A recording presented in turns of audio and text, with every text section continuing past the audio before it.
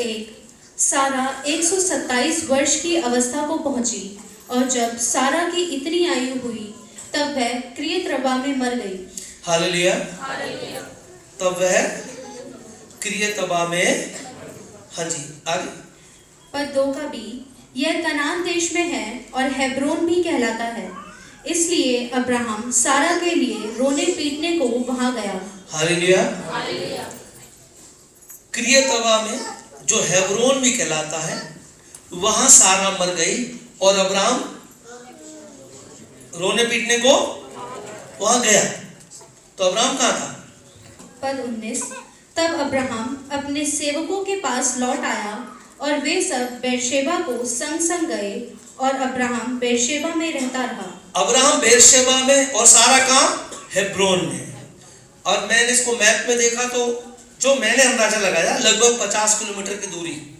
अगर वहां के रास्ते मुझे पता नहीं कैसे थे, जो अभी मैप है उसके हिसाब से सीधा अगर देखो, मैं अपने तरीके से बता रहा हूँ, क्योंकि बहुत से प्रचारक अपने तरीके से बताएंगे, तो मैंने इसलिए किलोमीटर में इसलिए कह रहा हूँ ताकि हमें अंदाजा लग जाए इस बात का कि जो मैं कहना चाहता हूँ। तो लगभग 50 किलोमीटर दूर, ठीक है। अब ये दोनों पति पत्नी बुढ़ापे पे हैं, 127 साल की सारा और 137 साल का अब्राहम, ये इस उम्र में दूर है।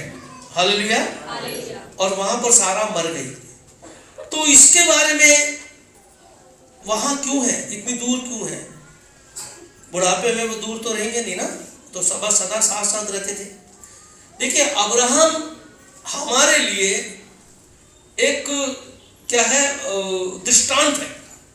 अब्राहम क्या है? एक विश्वासी के लिए दृष्टांत कि कैसे जीवन को लेके चलना, और जितने लोग उसकी लीग पर विश्वास करेंगे वो उसी की तरह उद्धार पाएंगे, परमेश्वर को पाएंगे और उस स्थान को पाएंगे जो खुदा ने उसके लिए रखा। हालेलुया। तो पहले मैं एक पद पढ़ाना चाहता हूँ, यहोशू की पुस्तक 10:13। और सूर्य उस समय तक थमा रहा। यहोशू लिख रहा अपनी पुस्तक में कि जब यहोशू युद्ध कर रहा था तो सूर्य 12 घंटे के लिए रुक गया था। 12 घंटे। आपको पता है ये बात कंप्यूटर से साबित हो गई है।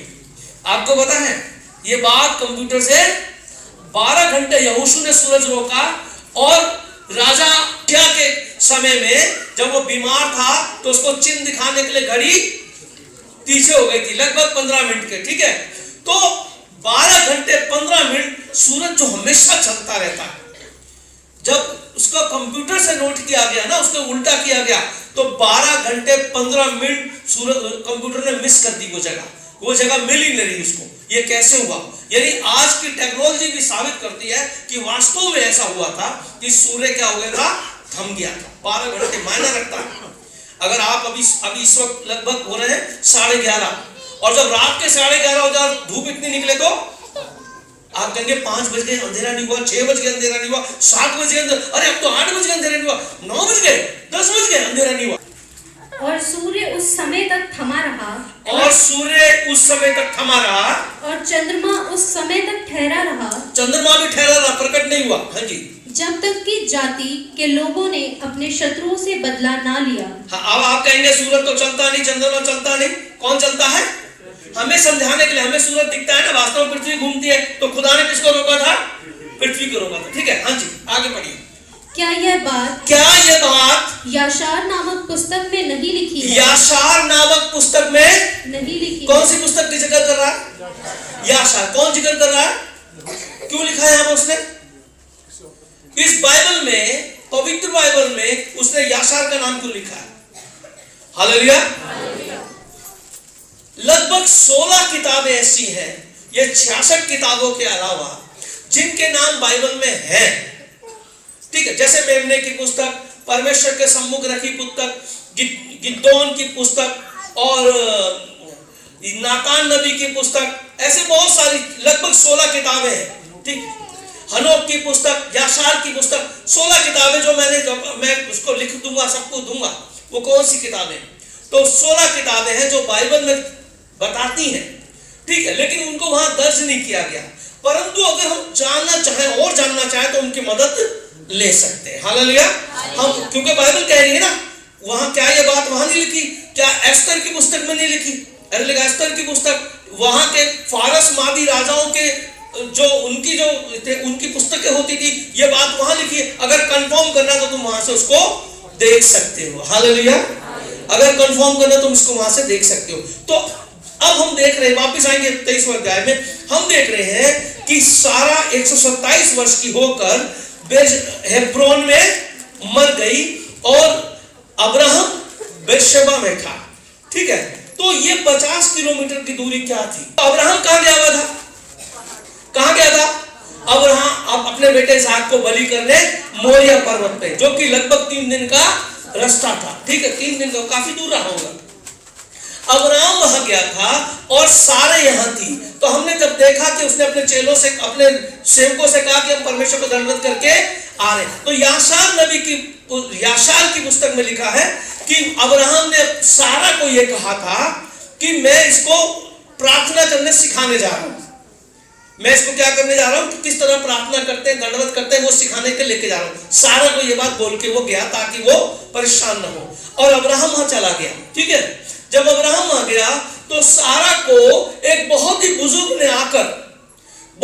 ने आके कहा कि तेरे बेटे को अब्राहम बलि करने के लिए ले गया है। जब ये बात उसको बोली तो सारा तड़प पड़ी, रो पड़ी और चिल्लाने लगी और रोती बिलखती उस मार्ग में भागने लगी जहां पर अब्राहम, जिस मार्ग पे अब्राहम गया, क्योंकि परमेश्वर ने अब्राहम को बताया नहीं था कि कहां जाना। मोरिया पर्वत पे जा, जो जगह में तुझको, बिल्कुल एग्जैक्ट, पर्वत छोटा नहीं था, बहुत बड़ा पर्वत, बहुत बड़ा। ठीक है, तो सारा को एग्जैक्ट पता नहीं, तो वहां पर उस पुस्तक के अनुसार याशार की पुस्तक, तो अब्राहम, सारा रोती बिलखती अपने बेटे के लिए भाग रही थी अब्राहम और इसहाक को ढूंढने के लिए। और ऐसे पूछती पूछती वो जगह जगह में, जो भी बीच में रास्ते में नगर या कॉलोनिया या गांव आ रहे थे, उनसे पूछती भी जा रही थी। और जाते जाते कहां पहुंच गई? हेब्रोन पे पहुंच गई। हालेलुया। ये वहां पहुंच गई जाते जाते। अब वहां पर क्या हो रहा था? स्वर्ग में, वहां पहाड़ पे क्या हो रहा था? बलिदान चढ़ाया जा रहा था। ठीक है, बलिदान मतलब हमारे को एक प्रतीक दिखाया जा रहा था कि आने वाले समय में क्या होने वाला है और सिद्ध बलि आने वाली। हालेलुया। ठीक है, अब वहां पर जो बूढ़ा पहुंचा, और याशार पुस्तक कहते हैं शैतान उसको रोकना चाह रहा था, तो उसने रूप बदला और वहां जाके सारा को भड़का दिया, उकसा दिया कि वो तेरे बेटे को बलि करने के। और जब यहां पर जो बलि होनी नहीं थी, बल्कि एक डिस्प्ले था, एक प्रतीक था, है ना, दृष्टांत था। और जब वो दृष्टांत का काम कंप्लीट हुआ, और जब वो काम कंप्लीट हुआ, तो शैतान वहां पर वापस गया और उस बूढ़े के ही रूप में बोलता है सारा से कि मैंने तुझसे झूठ बोला था, ऐसा कुछ नहीं हुआ। वहां पर मैंने तुझसे झूठ बोला, ऐसा कुछ नहीं हुआ। और उस खुशी में, वो वहां लिखा है, उस खुशी में, वो खुशी के मारे कि मेरा इकलौता बेटा जीवित है, और वो खुशी के मारे वो मर गई। वो याशार की पुस्तक में ये बात को लिखा है कि खुशी के मारे। और कहां मर गई? जहां पे वो ढूंढती ढूंढती, और इसलिए उन दोनों की दूरी 3 दिन के, इसलिए वो लगभग 50 किलोमीटर वहां पर थी। अब्राहम बेर्शेबा में था और सारा 127 साल। अब जब यहां देखते हैं कि जब ये इस हादसे से मर गई, तो इसका मतलब यह रहा कि वो अब्राहम अपने बेटे को लेके जब गया, उसके आसपास की घटना हुई, तो इसका मतलब यह है कि उसके बेटे की आयु लगभग 37 साल रही होगी। हालेलुया। आपको समझ आई? जब सारा 90 साल की थी तब इसहाक का जन्म हुआ, और जब सारा 127 साल की पहुंची तो इसहाक कितने साल का हो गया? लगभग 37 साल का। ठीक है, तो ये जो बलवान अपने लिए कई 300 किलो लकड़ियां लेके चढ़ा, वो लगभग कितनी उम्र का रहा? इस अंदाजे से मैं आपको बता रहा हूं। ठीक है, इस अंदाजे से बता रहा हूं। इसमें क्योंकि बाइबल में लिखी नहीं है, पर हम अपने उस बात को कि इनकी दूरी है, इसमें कोई आत्मिकता वाली बात नहीं है, पर हम क्लियर कर सकते हैं उस बात को। ये शंका हमारी मिट सकती है। ठीक है, इसलिए कोई आत्मिकता वाली बात नहीं है कि भाई दूर होना या नजदीक होना में कोई आत्मिकता वाली बात नहीं है। फिर भी मैंने क्लियर करने के लिए इस बात को बताया है। अब हम आएंगे मुद्दे पर। तो अब्राहम कहां गया? जब उसे पता चला कि उसकी पत्नी वहां है और उसकी डेथ हो गई, तो वो वहां पर क्या, उसके लिए शोक करने वहां पहुंचा। ठीक है, हाँ जी, पढ़िए दोबारा, दूसरा 23 का 2। पद 2। तब वह किर्यत रबा में मर गई। यह कनान देश में है और हेब्रोन भी कहलाता है। अच्छा, एक बात और बता, याशार 23:84 में लिखा था, वो जो मैंने बताया याशार 23:84 में लिखा था। अब तब वह किर्यतावा में मर गई, यह कनान देश में है और हेब्रोन भी कहलाता है। इसलिए अब्राहम सारा के लिए रोने पीटने को वहां गया। हाँ जी, फिर पद 3, तब अब्राहम शव के पास से उठकर हित्तियों से कहने लगा, मैं तुम्हारे बीच अतिथि और परदेसी हूँ। मुझे अपने मध्य में कब्रिस्तान के लिए ऐसी भूमि दो जो मेरी निज की हो जाए, कि मैं अपने मृतक को गाड़ कर अपनी आंख की ओट करूं। हालेलुया। अब अब्राहम कैसा व्यक्ति था उनकी नजर में? वहां का राजा सेनापति को लेकर अब्राहम से मिलने, याद आया आपको? अबीमेलेक पिकोल सेनापति को लेकर राजा से मिलने आया। अब्राहम कोई मामूली आदमी नहीं था, बहुत ज्यादा सामर्थी था। और राजा ने आकर अब्राहम से क्या बोला था कि हम जानते हैं कि तेरा परमेश्वर तेरे। अब्राहम में पावर थी, मैन पावर, यानी आदमियों की सैन्य शक्ति भी थी उसके पास, और वो काम में सफल भी होता था अब्राहम। और इसके अलावा एक चीज और थी कि एक भय था उनके ऊपर कि इनके पास एक सामर्थ्य शक्ति किसकी है? इसके परमेश्वर की शक्ति है। अब ऐसा व्यक्ति अपने लिए कितनी जमीन खरीद सकता था? कितनी? वो तो कुछ भी खरीद सकता था। जब राजा उसके पास आया तो राजा से कह सकता था मुझे जमीन चाहिए, राजा उसको जमीन दे देता। हालेलुया। लेकिन उसने जमीन खरीदी नहीं। उस समय उसने कोई जमीन, क्योंकि वो बहुत पैसे वाला था, ताकतवर था, उसने कोई जमीन नहीं खरीदी। कारण क्या है? इब्रानियों पुस्तक में क्या कहता है इस बारे में? इब्रानियों की पुस्तक कह रहा है, इब्रानी देखिए 11 9वां पद देखिए, क्या लिखा, पढ़िए।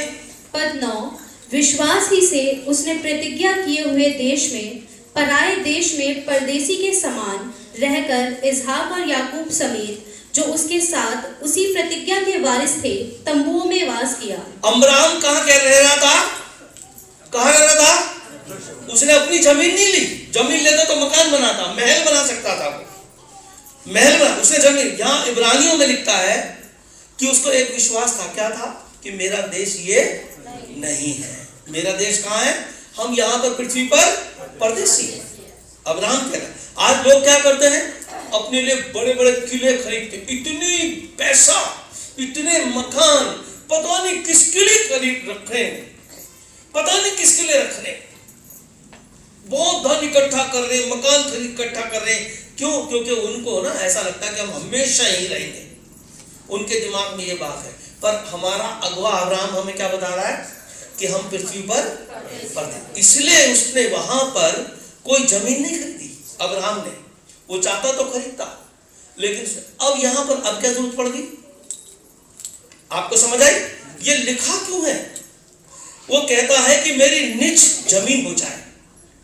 तो अब क्या उसको महल बनाने की जरूरत पड़ गई है?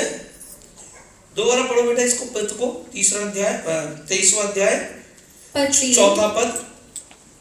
पद 4, मैं तुम्हारे बीच अतिथि और परदेसी हूँ। मैं तुम्हारे बीच पे कौन हूँ? आपको पता है लगभग 52 साल से रह रहा था वहां। 52 साल से अब्राहम, एक धनवान व्यक्ति, एक सामर्थी व्यक्ति, सब उसका आदर करते थे। आगे यहां लिखा है हित्तियों के बीच में सब उसका आदर करते थे। फिर वो खड़े होकर क्या कह रहा है? मैं तुम्हारे बीच में परदेसी हूं, है ना? हम लोग क्या कहते हैं? अबे तू जानता नहीं है, मैं भी यहीं का बंदा हूं। हम क्या कहते हैं? मैं भी यहीं का हूं, तुझे क्या पता है, सब देखा है मैंने। और अब्राहम क्या कह रहा है? मैं, इसका मतलब समझ रहे? वो बीच में खड़ा होकर क्या कह रहा है?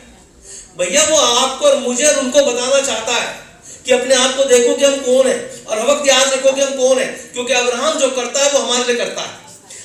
यीशु ने, परमेश्वर ने क्या कहा? ये जो भी करेगा अपने पीछे वालों को बताता चलेगा। हालेलुया। इसलिए इब्रानियों में क्या लिखा है? इसीलिए एसाव और इसहाक और वो सब क्या करे? अब्राहम ने उन सबको कहां रखा? तंबुओं में रखा, कि आने वाली पीढ़ी को बताना। हालेलुया। इसलिए उसने कहा कि ये क्या है? मेरी जमीन नहीं है, मैं यहाँ पर कौन हूँ? 52 साल से रहता हूँ, लेकिन मैं परदेशी हूँ। और जो इसके पुरखाओं की जमीन थी, मेसोपोटामिया में, उसको वो छोड़ के आ गया था। परमेश्वर ने कहा अब्राहम तू चल, और अब्रानियों में कहता है कि वो ऐसे अनजान जगह निकल गया जिसे वो जानता भी। हम लोग ने स्वर्ग देखा है पर हमें पता है वहां जाना है। यीशु ने कहा मेरे पिता के यहाँ बहुत सारे कमरे हैं, हमने देखे कैसे हैं, पर हमारे को जाना है। प्रभु ने बताया नहीं कौन सी जगह पे होंगे, पूर्व दिशा में, पर उसने बताया नहीं है। पर हम भी अब्राहम की तरह विश्वास करते हैं और अपना मन यहाँ नहीं लगाते, क्योंकि हमारा सारा फोकस कहाँ है। तो अब्राहम कहता देखो तुम्हारे, तुम वहां पे कोई लोगों के दिमाग में नहीं आया होगा खरीद ले भाई, क्या दिक्कत है, खरीद लेता। लेकिन इसके पीछे एक मैसेज जाता है, उन लोगों को एक मैसेज जाता है, हम लोगों को मैसेज जाता है कि मैं परदेशी हूं क्योंकि मैं एक अपने देश का इंतजार कर रहा हूं। और इब्रानी क्या कहता है कि वो अपने देश का इंतजार कर रहा है। हालेलुया। अब जब हम कुछ इकट्ठा करते हैं ना पृथ्वी पर, समझ रहे, मैं ये नहीं कहता कि मकान नहीं बनाने। अब्राहम का समय, मैं कहता हूं लगभग 50 साल की पहले की बात कर रहा हूं, 50 साल पहले जब हम बहुत छोटे थे, तो ऐसे जमीनें पे रहती थी, लोग कहते हैं यहाँ रह ले यार, यहाँ रह ले। आप में से पता है किसी को ऐसा, अरे यहाँ रह ले भाई, ये पढ़ा नहीं, यहाँ रह लो, कोई किराया नहीं कुछ, तू रह ले यार, कोई बात नहीं, खा पी। लोग कहते कोई बात नहीं, खा पी। अनिल भाई बता रहे थे कि इनके दादाओं ने वहां जमीनें दे दी लोगों को, कोई बात नहीं, रहो खाओ पी, वो बस गए वहां पर 50 साल पहले। तो 3000 साल पहले कैसा होगा, किसी भी जगह को ले लो भाई, मांगोगे भाई साहब, अरे नहीं यार तुमको सब तो ले लेंगे, तुम पढ़ेंगे फालतू, ऐसे कहेंगे उस समय के लोग, 3000 साल पहले के लोग। लेकिन आज ऐसा नहीं है। आज तो आप किसी के बहुत बड़े मकान के आगे गाड़ी खड़ी हो, भाई साहब रोज रोज यहाँ मत खड़ी करना, रोड पे खड़ी कर दोगे। समय ऐसा आ गया। आज हमें क्या हुआ, रहने के लिए जब तक देह रहेगी हमें एक मकान चाहिए। आज स्थिति बदल गई है ना। तो मैं ये नहीं कह रहा हूं ना, अब्राहम ये कह रहा है कि तुम मकान मत लो, परंतु वो ये कह रहा है कि हमें हमेशा पता होना चाहिए कि यहाँ पर हमारा स्थायी घर, हमारा घर कहाँ है, स्वर्ग में। हालेलुया। इसलिए आज की परिस्थिति यह है कि हम सब सोचते हैं छोटा मोटा अपना हो जाए, पर मैं जानता हूं कि विश्वासी कभी ये नहीं चाहता कि हमेशा के लिए मेरा हो जाए। विश्वासी कभी नहीं चाहता। चाहते हैं आप लोग, है ना? यही भावना होनी चाहिए। अब्राहम हमें और उनको सिखा रहा कि भैया मैं परदेशी हूँ, मेरे यहाँ पर कोई जमीन नहीं है। हाँ जी, फिर से पढ़े। पद 4, मैं तुम्हारे बीच अतिथि और परदेसी हूँ, मुझे अपने मध्य में कब्रिस्तान के लिए ऐसी भूमि दो जो मेरी निज की हो जाए, कि मैं अपने मृतक को गाड़ कर अपनी आंख की ओट करूं। ऐसी भूमि को जो मेरी निज की, मेरी अपनी हो जाए। लेकिन क्या के लिए चाहिए, जब कब्रिस्तान के लिए, कब्रों के स्थान के लिए मुझे चाहिए, जिससे मैं अपने मृतक को गाड़ कर अपनी आंख की क्या कर लूं। क्या होता है आंख की ओट, क्या होता है? ऐसे कर लेना ना, अपनी आंख से दूर कर लेना। हालेलुया। तो आगे देखिए क्या लिखा है, इसको वापस पढ़ेंगे लेकिन आगे देखिए क्या लिखा है। पद 5, हित्तियों ने अब्राहम से कहा, हे हमारे प्रभु। क्या कहा? हे हमारे प्रभु। क्यों कहा उन्होंने ऐसा प्रभु? आगे पढ़िए। हे हमारे प्रभु, हमारी सुन, तू तो हमारे बीच में बड़ा प्रधान है। हालेलुया। क्यों कहा प्रभु? जब राजा तेरे पास आ रहा है, सेनापति तेरे पास आ रहा है, तो उससे कह रहा भैया दोस्ती कर ले। हम तो छोटे मोटे मंत्री से दोस्ती करने की इच्छा रखते हैं कि दोस्ती हो जाए तो चौड़े हम भी हो जाए 4 आदमी के बीच में, है मनोज भाई? जब हम भी चौड़े हो जाए, भाई साहब को जानता, फोन लगाए, हवलदार से दोस्ती तो नहीं, हाँ कांस्टेबल से दोस्ती हो जाए तो बड़ी खुशी होती है, बड़े पावर आ गई हमें। अब्राहम से तो सेनापति और राजा मिलने आ रहे, भैया हमसे दोस्ती कर ले। तो अब्राहम कितना महान होगा। हालेलुया। है ना? उसको कह रहे प्रभु, सही कह रहे वो, ये उसको प्रभु सही कह रहे हैं, कहते तू बड़ा महान है, तेरे को जमीन की कमी है, या किसकी हिम्मत जो तेरे को रोक दे। तू जहां पांव रख देगा, जिस जगह लाइन खींच देगा, वो तो तेरी हो जाएगी। हालेलुया। तो अब्राहम क्या हो गया, क्या हो गया अब्राहम? देखिए क्या लिखा है। पद 6 का भी, हमारी कब्रों में से जिसको तू चाहे उसमें अपने मृतक को गाड़, हम में से कोई तुझे अपनी कब्र के लेने से ना रोकेगा। हमारी कब्रों में से जिसको चाहे, जो कब्र को तू हाथ लगा दे उसमें गाड़, कोई रोक नहीं सकता। हम चाहते नहीं रोकना, क्योंकि तेरा आदर करते हैं, हमारी हैसियत नहीं रोक सके। दोनों बातें, यहाँ हैसियत की बात नहीं करी, लेकिन हम चाहते भी नहीं है, क्योंकि रिस्पेक्ट हम जब जैसे मैं आपके घर आता हूँ, आप पूरी कोशिश करते हैं कि हम कुछ खा लें, ये प्रेम और आदर है ना। वो अब्राहम के लिए वो प्रेम और आदर है। आप हमारी कब्र यूज करो, जहां मर्जी, हम धन्य हो जाएंगे। वो लोग कह रहे हैं, क्योंकि वो बड़ा आदमी था, उसके साथ परमेश्वर था, राजा कह रहा था ये बात। हालेलुया। तो हमारी कब्रों को इस्तेमाल कर, कोई तुझे नहीं कहेगा कि ना यहाँ मत करना भाई। किसी की हिम्मत नहीं है, किसी का मन भी नहीं है कि तेरे को ऐसा कर दे, तू बहुत बड़ा और महान आदमी है। हालेलुया। हमारी किसी भी कब्र का इस्तेमाल कर ले। अब अब्राहम ने क्या बोला कि तू अपने मृतक को उसमें गाड़ने ना पाए। पद 7, तब अब्राहम उठकर खड़ा हुआ और हित्तियों के सम्मुख, जो उस देश के निवासी थे, दंडवत करके कहने लगा। बस क्या करा अब्राहम ने? वो क्या कह रहे हैं? तू बड़ा प्रधान है, हम तुझे। और अब्राहम क्या कर रहा? खड़ा हो गया। सब बैठे थे अब्राहम बीच में, और क्या करा? दंडवत क्या होता है? झुक के प्रणाम करना या लेट जाना। हालेलुया। झुक के, बाव लिखा है, इंग्लिश में लिखा है इस तरह से। इस तरह से उसने, अब्राहम में घमंड नहीं है, अब्राहम में घमंड नहीं है, और होना भी नहीं चाहिए। हमारे पूर्वज पिता में घमंड नहीं है, क्योंकि उसको पता है कि हर एक वस्तु जो मेरे पास है मेरे खुदा की है। मेरा जो मान सम्मान है वो मेरे परमेश्वर की ओर से, मेरी सांसें भी खुदा की ओर से। हालेलुया। हम लोगों में क्या होता है? हम क्यों नहीं दूसरे से हाथ मिलाते? अभी प्रार्थना करी थी ना प्रिया बहन ने, हम क्यों नहीं हाथ मिला रहे? क्योंकि हम अपने आप में कुछ है, और हमारा जो जिसके पीछे हम चल रहे हैं अब्राहम, वो लोग कह रहे हैं तू बहुत कुछ है, लोग कह रहे हैं तू बहुत कुछ है, तू महान है, तू बड़ा है, और तेरा परमेश्वर तेरे साथ। और वो दंडवत करके कह रहा है कि जो आदर है वो खुदा की ओर से मिला है, मेरा अपना कमाया हुआ नहीं है। हालेलुया। और हमारे हाथ पीछे क्यों है?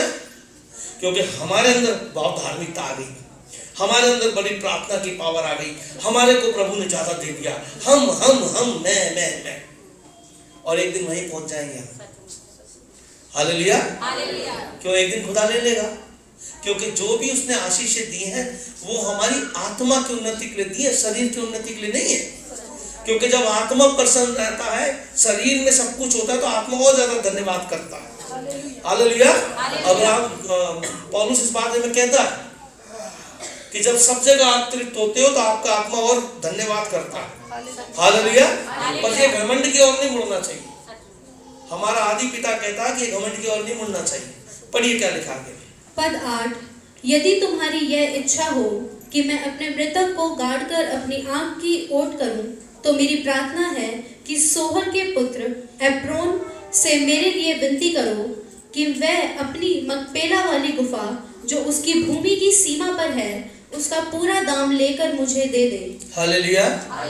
अगर तुम्हारी कृपा मुझ पर है, धमका के नहीं लेना, मेरे को धमका के नहीं लेना, मुझे कब्जा नहीं करना, मुझे कब्रिस्तान के लिए जमीन चाहिए, बाकी क्यों नहीं चाहिए, बाकी जमीन क्यों नहीं चाहिए? क्योंकि मेरे खुदा ने कहा मैं तुझे दूंगा। क्या कहा था खुदा ने?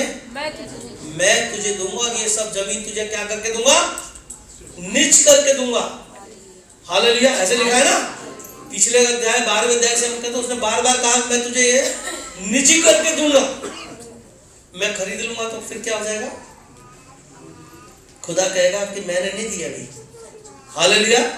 ये लोग मुझे दे रहे हैं, तो क्या होगा?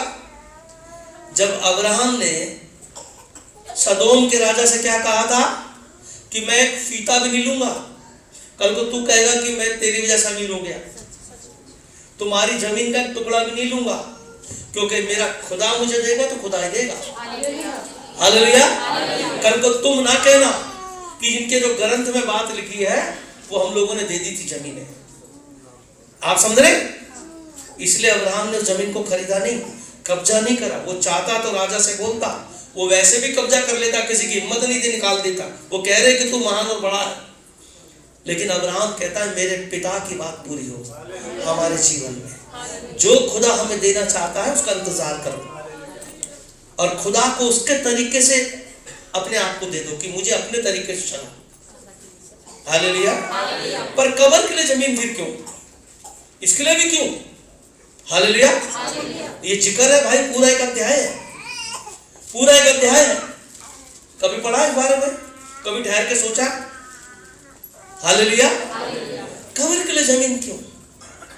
क्योंकि मुझे यहाँ एक विधि करनी है जो मेरी पीढ़ियां और तुम भी जानो कि ये धर्म क्या है, ये परमेश्वर क्या है, उसकी प्रजा क्या है, उसके लोग क्या है।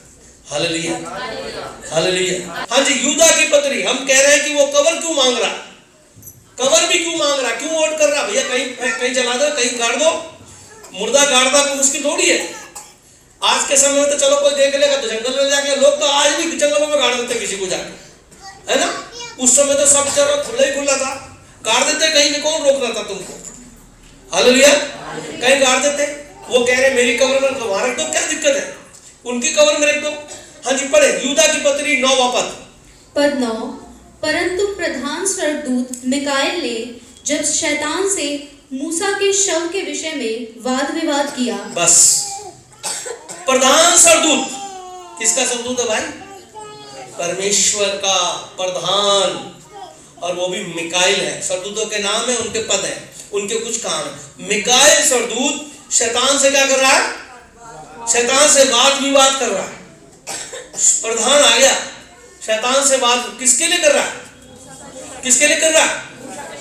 मूसा के लिए, उसके बॉडी के लिए। अरे जो मर गया सो मर गया, उसका क्या लेने देना भाई? मर गया तो मर गया। यीशु ने कहा अब्राहम मर गया, वो सड़ भी गया। तुम्हारे बाप दादा वो कहते हम अब्राहम की संतान है, यीशु ने कहा अब्राहम मर गया, वो सड़ भी गया। हालेलुया। तो ये स्वर्गदूत क्यों बहस करने आ गया? स्वर्ग से आ गया शैतान से लड़ने, बॉडी के लिए। समझ रहे? लिखा है हमारे परमेश्वर के वचन में, ये लिखा है। कभी ठहर के सोचा आखिर ये क्यों लिखा है? क्या झगड़ा था वहां पर? क्या पंगा था? हालेलुया। क्या पंगा था? क्यों अब्राहम वहां कह रहा है मैं तुम्हारी कब्रों में नहीं डालूंगा? क्यों कह रहा है कि मुझे जमीन नहीं चाहिए, मुझे सिर्फ कब्रिस्तान चाहिए, और मेरे खुदा ये जमीन मुझे देगा।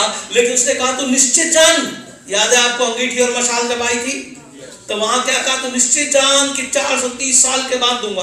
कब दूंगा? 430 साल के बाद दूंगा। अब क्या करूं? अब मुर्दे को कहां गाड़ू? मुर्दे को कहां गाड़ू? जमीन चाहिए तो वो लोग कह रहे कहीं भी गाड़ ले, किसी जमीन को ले ले, कोई रोकेगा नहीं, या हमारी बनाई हुई कब्रों में ले ले। मैंने कहा ना, मेरे पीछे मेरी जाति आएगी। मेरे पीछे कौन आएगा? मेरी जाति आएगी। और तुम भी जानो कि मेरे और तुम्हारे मुर्दों में क्या फर्क है। हालेलुया। इसलिए मिकाएल आ गया मूसा के शव के लिए लड़ने। भाई तूने कैसे छू लिया शव को? हालेलुया। इस बॉडी को तूने, और देखिए 6:19, 6:19 पद 19। क्या तुम नहीं जानते कि तुम्हारी देह पवित्र आत्मा का मंदिर है? हालेलुया। किसकी देह? फिर से पढ़ो क्या लिखा है? क्या तुम नहीं जानते? क्या तुम नहीं जानते कि तुम्हारी देह पवित्र आत्मा का मंदिर है? क्या तुम नहीं जानते तुम्हारी देह पवित्र आत्मा का मंदिर है? हालेलुया। किसकी देह? किसकी? हमारी देह। जो यहाँ किसके लिए लिखा है? हमारे लिए ना। हमारी देह, हमारे चाचा जी की, हमारे मामा जी की, गांव में रहने वालों की, किसकी? हमने उनमें हम में एक फर्क है। क्या फर्क है? हमारी देह पवित्र आत्मा का, उनकी हमें नहीं पता। हमारी देह पवित्र आत्मा का, हमारे को अपना पता है। ये मंदिर ऐसे बर्बाद हो जाएगा। आपने देखा ना मंदिर लोग कहाँ फेंक देते हैं पुराने, देखे आपने? ये पवित्र आत्मा का मंदिर है, ऐसे बेस्ट नहीं जाएगा। इसलिए वो आया लड़ने, मिकाएल आ गया लड़ने। भैया ये पवित्र आत्मा का मंदिर, तू कैसे छू रहा है इसको? तू कैसे टच कर रहा है? हालेलुया। हालांकि देह का बाद में क्या होगा? बाद में क्या होगा? सड़ जाएगी, देह सड़ जाएगी, परमेश्वर अपनी सामर्थ्य से खड़ा करेगा, लेकिन प्रकट रूप में हम उसे कैसे मानेंगे? समझ आई आपको मेरी बात? हम कैसे जानेंगे कि हम इस देह के साथ क्या होने वाला है? इसके लिए एक मॉडल अब्राहम दिखा रहा है। हमें क्या दिखा रहा है? एक नमूना दिखा रहा है। क्या तुम नहीं जानते कि तुम्हारी देह पवित्र आत्मा का और जो तुम में बसा हुआ है और तुम्हारे परमेश्वर की ओर से मिला है, और तुम अपने नहीं हो। तुम अपने नहीं हो। पहला थिस्सलुनीकियों 4:16 देखिए। पहला थिस्सलुनीकियों 4:16। सारे बोले हालेलुया। अब्राहम चाह रहा है कि मेरी एक कब्रिस्तान की निज भूमि, वो कह रहे हैं कि कहीं भी डाल दो, वो कह रहे हैं हमारी कब्रों में रख लो, पर कहता नहीं, मुझे एक अलग जगह चाहिए, मेरी अपनी जमीन चाहिए, मेरी अपनी, सिर्फ काय के लिए मैं अपने मुर्दे को गाड़ूं और उससे ओट करूं। तो अब्राहम क्या सोच रहा है? पढ़िए 4:16। पहला थिस्सलुनीकियों 4:16। पद 16, क्योंकि प्रभु आप ही स्वर्ग से उतरेगा। अब्राहम को पता है कि प्रभु क्या करेगा? खुद स्वर्ग से उतरेगा। उस समय ललकार और प्रधान दूत का शब्द सुनाई देगा, और परमेश्वर की तुर्री फूकी जाएगी, और जो मसीह में मरे हैं वे पहले जी उठेंगे। और जो मसीह में मरे क्या हो जाएंगे? पहले, क्योंकि उसकी देह क्या है? पवित्र आत्मा का। और ये देह को खुदावन क्या करेगा? जो मरे हैं वो कहां से उठेंगे? मरे हुए कहां से उठेंगे? हालेलुया। अगर मैं कहूं कि अपने मरो को कहो कि भाई तुम जिंदे हो जाओगे, तो कहां जाओगे कहने आप उसको? जहां आपने उसे गाड़ा होगा, जहां आपने गाड़ा होगा वहीं तो जाके कहोगे भाई आप जिंदे हो जाओगे। प्रभु कहेगा चलो भाई मुर्दे जिंदे हो जाएंगे, आप अपने लोगों के साथ खड़े हो जाओ और मैं तुम्हारी की देह बदल दूंगा, उनको जिंदा करूंगा। फिर आप कहां जाओगे? मैं तो जाऊंगा मोगलपुरी। नहीं, मैं खान मार्केट में मेरे मम्मी पापा है, मैं तो वहां जाऊंगा। मेरे मम्मी पापा है ना, मैं तो वही जाऊंगा जहां गाड़ा है ना। तो कहता देह, ये देह क्या हो जाएगी? क्या हो जाएगी? मैं ये नहीं कह रहा हूं कि हमारी देह सुरक्षित रहती है, पर अब्राहम हमें सिखा रहा है कि ये जो देह है, इस देह को सेफ रखना, जीवते हुए भी, और ऐसा बनाओ कि मरते समय भी सेफ रहे। अब्राहम क्या कहना चाहता है? इस देह को, हमारा वो प्रतीक है, अब्राहम हमारा, समझ रहे आप मेरी बात? हमारा प्रतीक है। वो हमें बता रहा है कि ये देह तुम्हारी आत्मा का मंदिर है, और परमेश्वर तुम में, इस मंदिर में खुदा, अब मैं मर जाऊंगा तो मंदिर में से खुदा भी चला जाएगा और मेरा जीवन का आत्मा भी चला जाएगा। क्या बचेगा? केवल मंदिर, केवल मंदिर बचेगा। तो उस मंदिर को क्या करोगे? फेंक दोगे? ठोकर मारा है, चल हटा, कुत्ते आके खा जाएंगे? बल्कि उसको, क्योंकि ये परमेश्वर का मंदिर रहा है, उसको सेव करेंगे। इसलिए वो स्वर्गदूत आके, मिकाएल आके क्या कहता है? ओए छूना मत, खुदा का स्वर्ग मंदिर है ये। हालेलुया। हम एक धर्म को दिखाते हैं। हम किस धर्म को दिखाते हैं? मसीहत को दिखाते हैं। हम लोग आप दिखाते हैं कि नहीं? हमारा एक धर्म है, हमारी एक व्यवस्था है, हमारा एक प्रभु है, हमारा एक सिस्टम है ना? धर्म क्या है? उसकी बातों को पर चलना, आज्ञाओं विधियों को मानना। मानना क्या है? चल के दिखाना। और अब्राहम वही सिखा रहा है, और हम उसको देख रहे हैं कि वो क्या बताना चाहता है हमको। क्यों उसने उस कवर के लिए इतनी जद्दोजहद करी?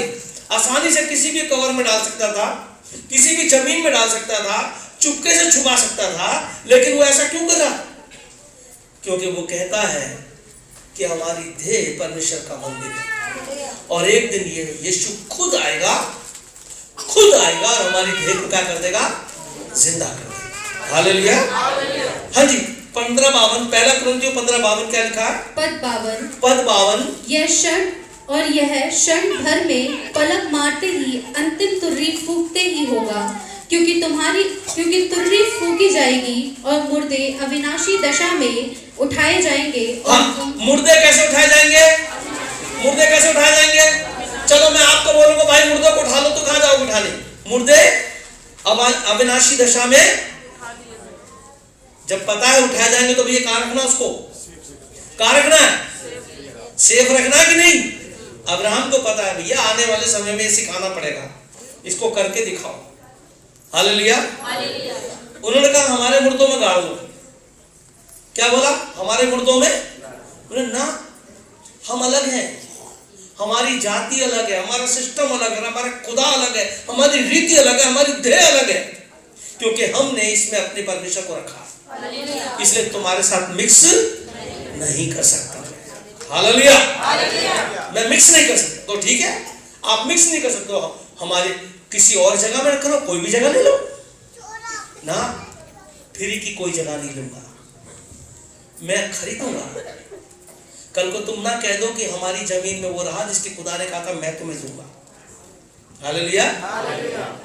तो ये भी मत खरीदो, नहीं, मैं झंडा गाड़ के जाऊंगा, ये जमीन हमें मिलेगी। हालेलुया। ये जमीन हमें मिलेगी, उस कौम को मिलेगी जिसके पूर्वज यहां तक है। हालेलुया। क्योंकि खुदा का वादा पूरा होगा। तो उसने उस जमीन को क्या करा। अब देखो खरीदने का तरीका क्या है, पढ़िए वापस 23वें पद में आ गए हम, 10वां पद 10। एप्रोन तो हित्तियों के बीच वहां बैठा हुआ था, इसलिए जितने हित्ती उसके नगर के फाटक से होकर भीतर जाते थे उन सबों के सामने उसने अब्राहम को उत्तर दिया। पद 11। हे मेरे प्रभु, ऐसा नहीं, मेरी सुन, वह भूमि मैं तुझे देता हूँ और उसमें जो गुफा है वह भी मैं तुझे देता हूँ, अपने जाति भाइयों के सम्मुख मैं उसे तुझको दिए देता हूँ, अतः अपने मृतक को कब्र में रख। अपने मृतक को मैं तेरे ऐसे दे रहा हूँ, अपने मृतक को उसमें रख, ये गुफा भी ले ले और ये आसपास के खेत खलियान जो भी है वो सब भूमि एरिया वो सब मैं तुझे दे रहा हूँ, अपने मृतक को उसमें रख। तब अब्राहम क्या कहता है। पद 12। तब अब्राहम ने उस देश के निवासियों के सामने दंडवत किया और उनके सुनते हुए एप्रोन से कहा, यदि तू ऐसा चाहे तो मेरी सुन, उस भूमि का जो दाम हो वह मैं देना चाहता हूँ। बस तब अब्राहम ने क्या बोला, लिखा है उस देश के निवासी।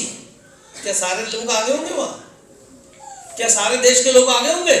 वो फाटक में चौक में बैठने वाले लोग थे, समझे कि नहीं। जैसे चौपाल लगती है, आपको पता ही होगा पुराने लोगों को चौपाल कैसे होती है ना। एक पेड़ लगा होता है, उसके नीचे लोग आके बैठते रहते हैं, आते रहते हैं, जाते रहते हैं, वहां कुछ लोग गुड़गुड़ करते रहते हैं हुक्का, वहां पे फाटक पे लोग बैठते थे। लेकिन यहाँ लिखा सारे देश के सामने, सारे देश के निवासियों के सामने। क्या मतलब है इसका।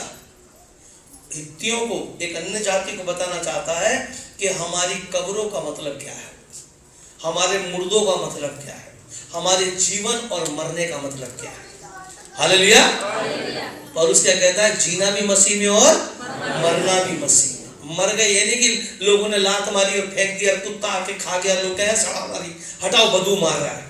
मरने का मतलब ये नहीं है, आपके जीवन से आपके जाने के बाद भी खुशबू आती रहनी चाहिए। हालेलुया। लोग जाते ना ताजमहल देखने, वो ताजमहल देखते कभी उसके बारे में पूछते नहीं मुमताज महल के साथ क्या हुआ था। हालेलुया। ये शुरुआत किसने करी, ये कब्रें बनाने की शुरुआत किसने करी। सुंदर कब्र, एक मकबरा बनाने की शुरुआत अब्राहम ने करी। वो कहता सारे नगर के देखते उसने कहा कि ये जमीन मैं खरीदूंगा, फ्री में नहीं लूंगा, मैं पैसा दूंगा, ये मेरी निज, मेरी पीढ़ियों की जमीन होगी। तो भाई तू तो मर जाएगा, ये जमीन का करेगा क्या। तू मर जाएगा, बूढ़ा हो गया, तेरे बच्चे मर जाएंगे, फिर क्या करेगा। नहीं, ये जमीन एक दिन इस्तेमाल की जाएगी। आप जानते हैं यहोवा नेस्सी का क्या मतलब होता है।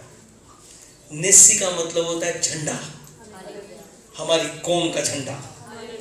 और अब्राहम ने वहां अपना झंडा गाड़ा है। वो जानता है 430 साल के बाद मेरे लोग आएंगे। हालेलुया। पढ़िए क्या लिखा है, देखो क्या क्या बातें हैं जो अलग है, जो कभी आपको बाइबल में मिलेंगी नहीं पढ़ने को। पढ़िए, उस भूमि का जो दाम है वह मैं देना चाहता हूँ, उसे मुझसे ले ले, तब मैं अपने मृतक को वहां गाड़ूंगा। पद 14।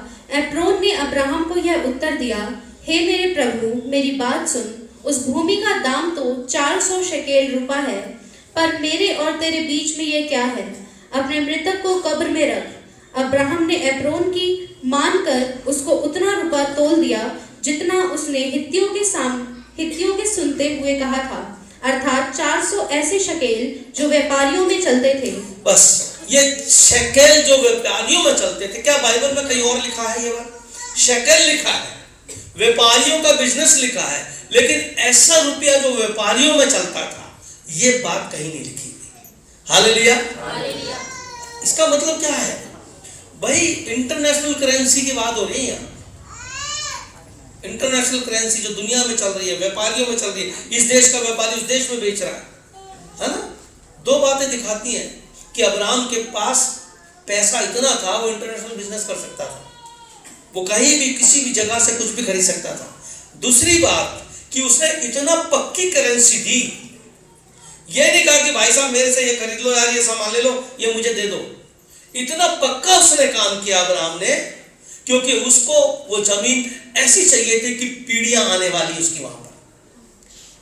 हालेलुया। समझ रहे? कच्चा काम नहीं है कि भाई साहब मैंने अपना मकान उसको दे दिया, उसने मेरा मकान ले लिया। उसने कीमत तय करी, कीमत को उस करेंसी में दिया जो दुनिया की नजर में करेंसी थी। आपको समझ आई? अगर यहां पर अमेरिकन डॉलर मैं दूं तो बहुत से लोग समझ नहीं पाएंगे किस देश का, अगर पढ़ नहीं पाए तो।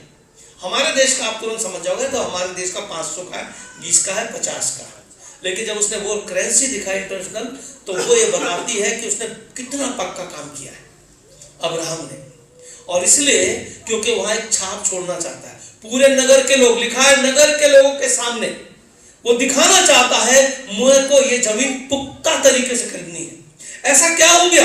क्या वहां पर इस तरह से कोई जमीन खरीदा बेची जा रही होगी, 2 आदमियों में सौदा हो जाता होगा? नगर के सामने जमीन खरीदने का क्या मतलब है?